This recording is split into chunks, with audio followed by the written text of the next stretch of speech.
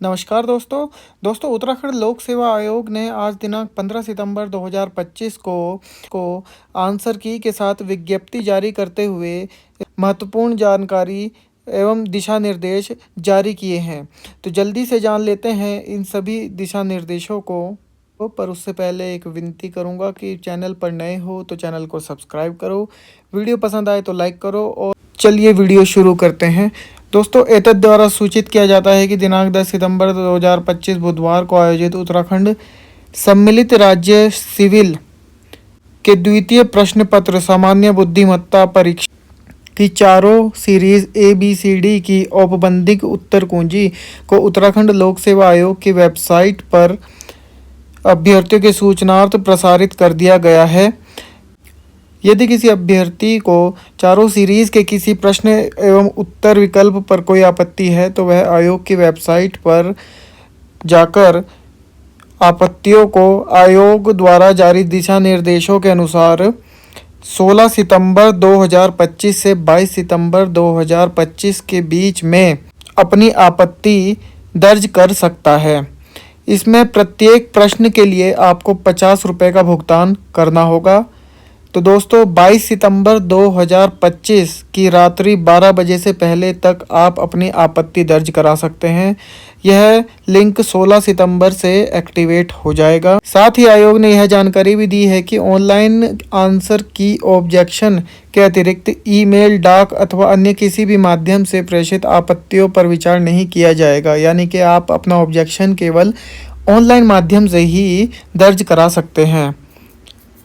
साथ ही आयोग ने यह भी स्पष्ट किया है कि प्रत्येक प्रश्न के लिए आपको 50 रुपये का भुगतान करना होगा। वेबसाइट पर उपलब्ध दिशा निर्देश संबंधी विस्तृत विज्ञप्ति पत्रांक का अवलोकन अवश्य कर लें।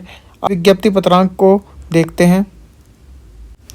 तो दोस्तों आयोग ने अभ्यर्थियों के लिए अपनी आपत्ति दर्ज करने के लिए दिशा निर्देश संबंधी विज्ञप्ति जारी की है, जिसमें बताया गया है कि अपर PCS के CSET एग्ज़ाम में जो कि 10 सितंबर 2025 को आयोग द्वारा आयोजित कराया गया था, उसकी उत्तर कुंजी आयोग द्वारा जारी कर दी गई है। इसमें यदि किसी अभ्यर्थी को कोई आपत्ति है तो वह आयोग की वेबसाइट पर ऑनलाइन आंसर की ऑब्जेक्शन हेतु दिए गए लिंक पर जाकर अपनी आपत्तियों को निम्न दिशा निर्देशों के अनुसार 16 सितंबर से 22 सितंबर के बीच में दर्ज करा सकता है।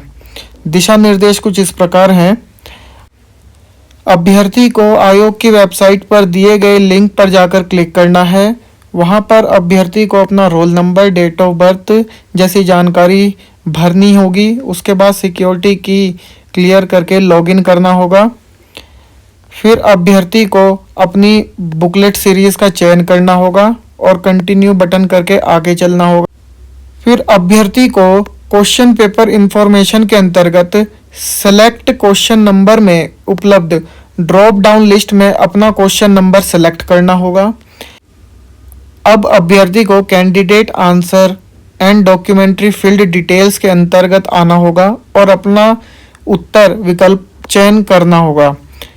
यहाँ पर अभ्यर्थी को अपना ऑब्जेक्शन का डिस्क्रिप्शन, रेफरेंस बुक और पेज नंबर जैसी जानकारी आयोग को देनी होगी और अपनी आपत्ति के समर्थन में जो भी डॉक्यूमेंट आप अपलोड करेंगे उसका साइज़ 50 KB से 500 KB के बीच में होना चाहिए। इसके बाद अभ्यर्थी को ऐड ऑब्जेक्शन बटन पर क्लिक करना होगा, जिसके बाद दर्ज की गई आपत्ति का विवरण ग्रिड में प्रदर्शित होगा। यदि त्रुटि हो तो डिलीट बटन के साथ दर्ज की गई आपत्ति को भी डिलीट किया जा सकता है। यदि अभ्यर्थी को एक से अधिक प्रश्नों पर आपत्ति लगानी है तो वह दोबारा से सेम प्रोसेस को फॉलो करके यह आपत्ति लगा सकता है। अंतिम रूप में प्रश्नों की उत्तर कुंजी पर आपत्ति दर्ज करने हेतु सबमिट एंड मेक पेमेंट का बटन क्लिक करें।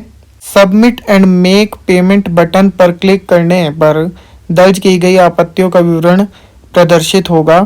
साथ ही 50 रुपये शुल्क जिसका भुगतान किया जाना है उसका विवरण भी प्रदर्शित होगा। यहाँ पर भुगतान करने हेतु click here to make payment button पर क्लिक कर लेना अभ्यर्थी को प्रत्येक प्रश्न हेतु 50 रुपये का शुल्क का भुगतान करना ही होगा। यदि शुल्क जमा नहीं होगा तो आपके ऑब्जेक्शन पर कोई विचार नहीं किया जाएगा। शुल्क जमा करने के पश्चात कोई भी बदलाव आपकी आपत्ति में नहीं होगा। किसी भी एक बुकलेट सीरीज का चयन करने के पश्चात बुकलेट सीरीज में कोई बदलाव नहीं होगा। आयोग की वेबसाइट पर उपलब्ध लिंक के अतिरिक्त किसी भी ईमेल, डाक अथवा अन्य किसी माध्यम से किसी भी प्रकार की आपत्ति दर्ज नहीं कराई जाएगी।